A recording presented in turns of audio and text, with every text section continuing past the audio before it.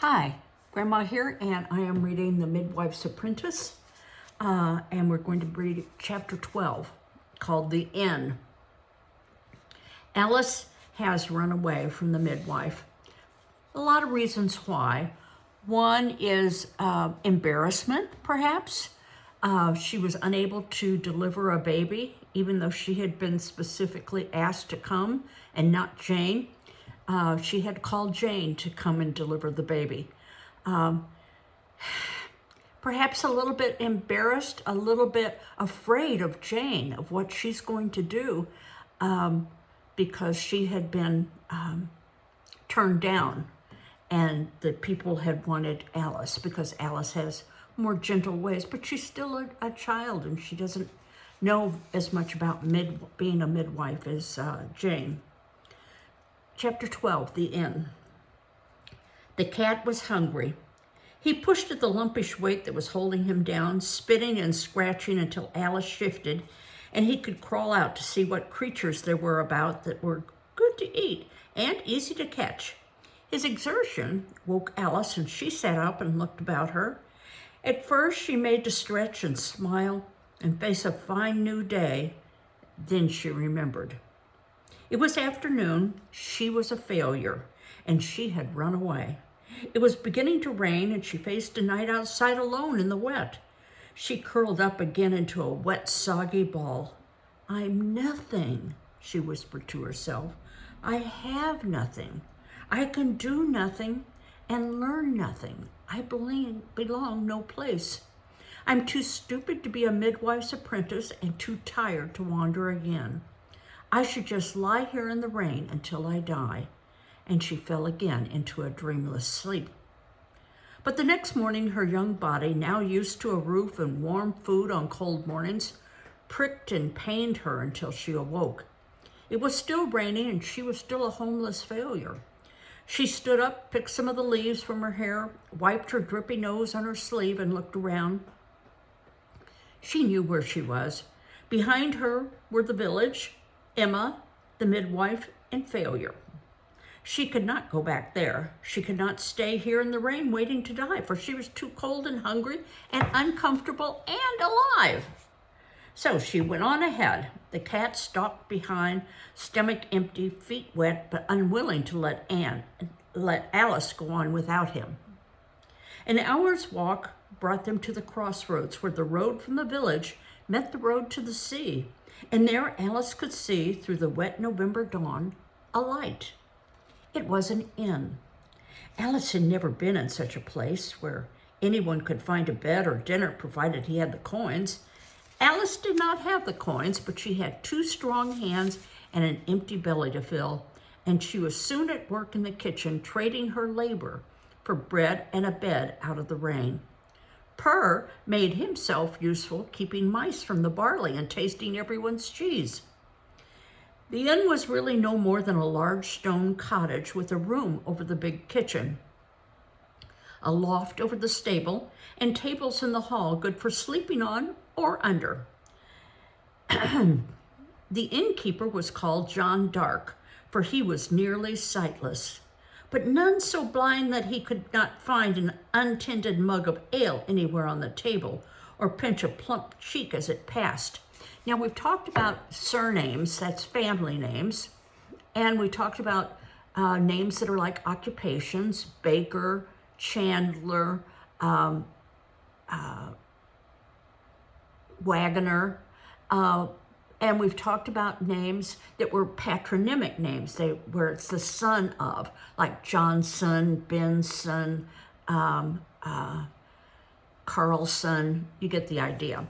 But there's another kind of family name, and it is based on how someone looks or how they act, or some distinguishing feature about them.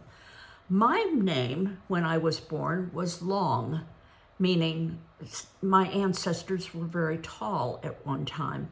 It was sad that I was always the shortest one in school and had to go by the name of Long, but genetics aren't such that they hand down everything. So I was often called Shorty Long. But now this person's name is John Dark. I would have thought it was dark complexion, but they say it's because he's sightless. We've also met Will Russet, and Will's name is, the russet is for his hair because he has red hair. A person with blonde hair would be called perhaps Will White, or a person with black hair might be called John Black. So there are a lot of those names around also. Okay, moving on. Most of work about the inn was done by his wife, the round and rosy Janet, who could carve a fowl with one hand, turn cream into butter with the other, and still have one left over to hoist a noisy guest by his shirt front and chuck him out the door. "Oskins, Boskins, chickadee," Janet said next day to Alyce. "You are such a help to me that I would you would stay on a while." Alyce had nowhere to go, so she stayed, grateful that she had found work that she was not too stupid to do, even if it was only scouring the tables with river sand or skinning an eel for a pie. Alyce worked hard and lived mostly on beans, bread, and Janet's bad beer. Each week, the autumn grew colder and wetter, and the inn, although dirty and drafty, was much cozier than any barn or dung heap to be found outside, so she remained empty of heart. She would not think about her months in the village, or Will Russet, or the bailiff's Joan, or the midwife, for such thinking brought the tickling to her throat again. But sometimes the smell of garbage or of apples baking would make the village go alive in her mind, that she would look up quickly, certain she had been magically taken back there again, and her eyes would blink in hope and dread. Sometimes, too, she thought of the boy she had sent to the manor and wondered how he fared and if she had at least done that right. Soon it was Christmas, and the inn teemed with folk going away and coming home. Alyce hung holly and ivy from the charred beams in the hall. Musicians with their rebecks and gutterns and sackbuts came to drink and stayed to play. Ducks and geese on great skewers were turned in the roaring fire until they were golden and juicy, and so fragrant that the cat and the mice came in from the stables hoping for a bite or two. It was all colorful and warm, but Alyce enjoyed none of it. Her heart heavy, her eyes blank, her mouth as tight as a hazelnut. She went about the business of Christmas as if she were mucking out a stable, muttering over and over to herself, "I am nothing, I have nothing, belong nowhere." January dawned frosty and gray and stayed that way, and Alyce stayed too. Just before gray January turned into black February, she noted a thin, brown-coated back hunched over a table close to the fire, and realized she had seen that same brown-coated back for weeks now, hunched in the same way over the same table before the same fire. Alyce began to watch the man, not knowing he had long watched her, and wondered how she could so blight a person so young. He was long and skinny as a heron, with black eyes and a face that looked sad, kindly, hungry, and cold. She thought at first he had the pox, for his long face, long nose, and long yellow teeth were all spotted, but it proved to be only ink, splattered as he pushed his quill pen furiously. "Corpus bones," she thought, "he is writing. This is a man who can write."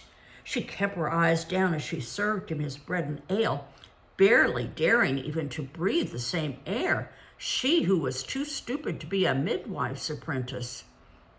While they watched the big sow drop 7 piglets one dark afternoon, Janet told Alyce about the brown-coated man.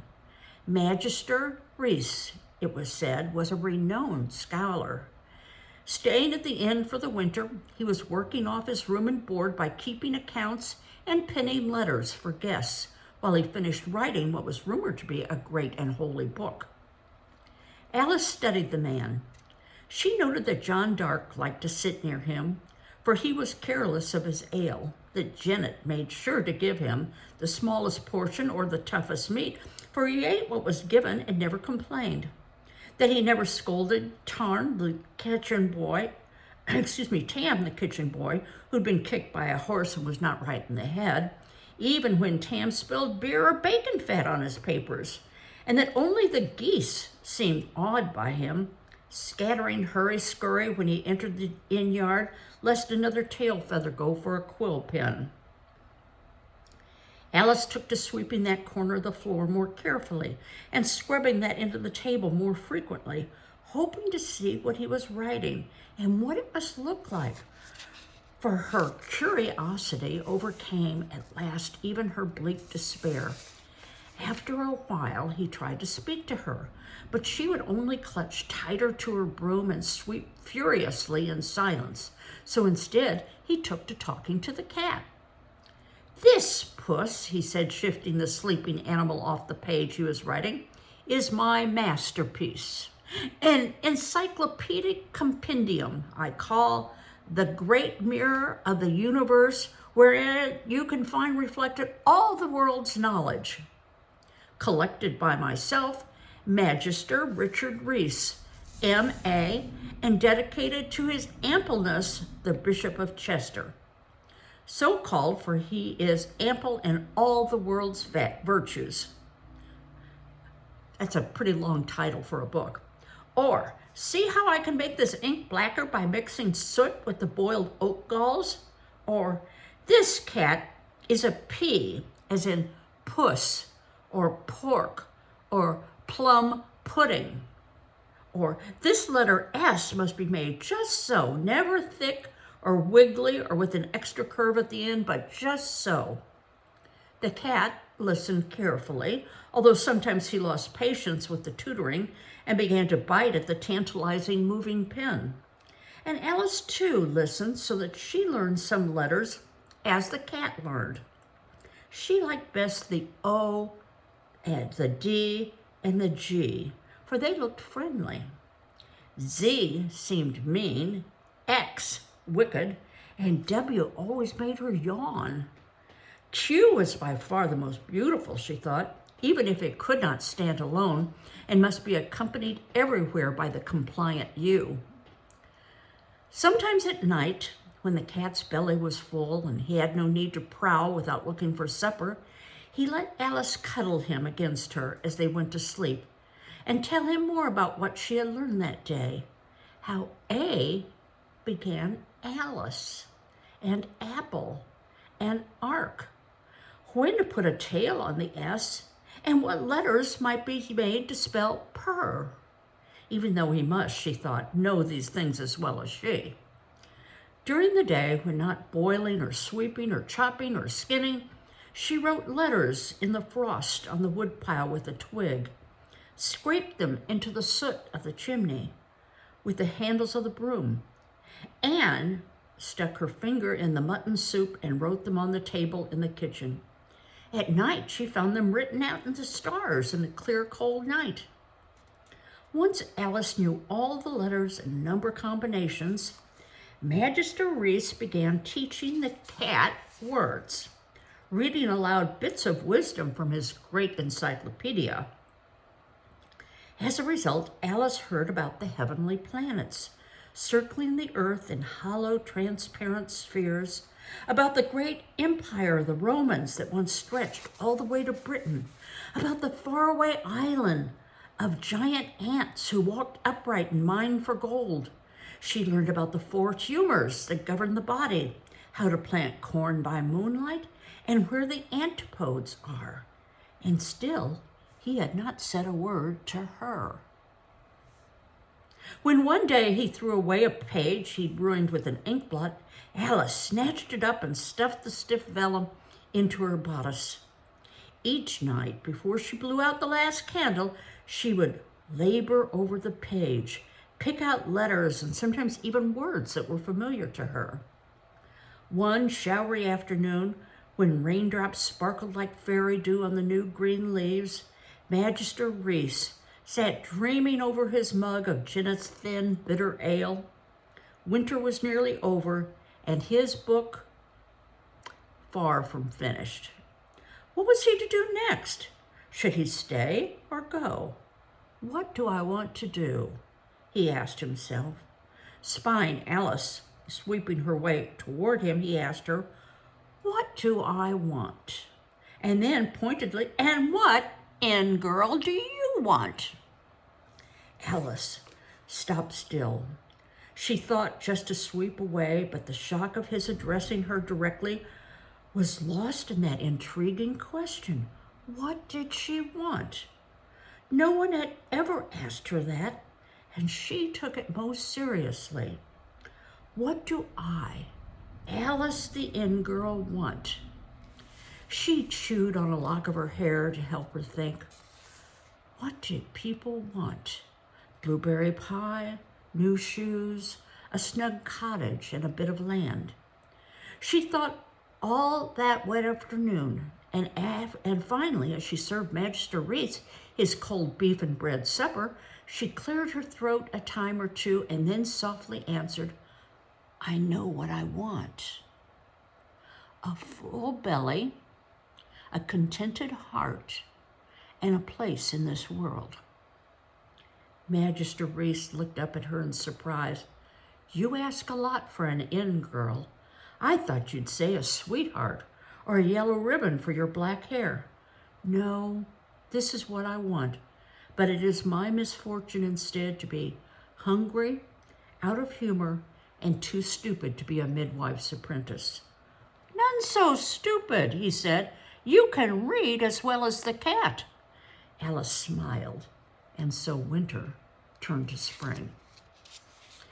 That was quite a trick that the Magister played on her by pretending to talk to the cat and to teach the cat how to read. I don't think Alyce suspected that he really was talking to her and trying to get her to learn how to read. That was interesting. I'm a reading teacher, so it was interesting to me to see how he engaged her to learn how to read. Okay, the next chapter is called Visitors. So, what kind of visitors could come to the inn? Could it be someone that she knows? Or are they visitors from another town, another country? I was almost at another planet, but I don't think it's this kind of book. What do you think? We'll find out when we read who the new visitors are. Bye-bye.